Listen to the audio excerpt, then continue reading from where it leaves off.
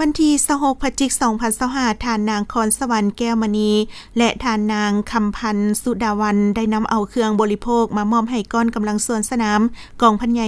605ก็คือก้อนกำลังเหล่าหบปืนใหญ่หน้าดินเพื่อนำใส่เข้าในการฮัดแอบฝึกซ้อมส่วนสนามเฉลิมฉลองวันชาติที่2ธันวาคม50ปีเครื่องที่นำมามอบมีเครื่องดื่มสู่กำลังและข้าวนมรวมมูลค่า4ล้านกีบโดยการกล่าวรับของสหายพันเอกขันกาบขันทจักรห้องหัวหน้ากรมปืนใหญ่หน้าดินพร้อมคณะมีคณะปิดสอบฝึกแอบก้อนกำลังส่วนสนามและไอ้น้องก้อนกำลังส่วนสนามเข้าห่วม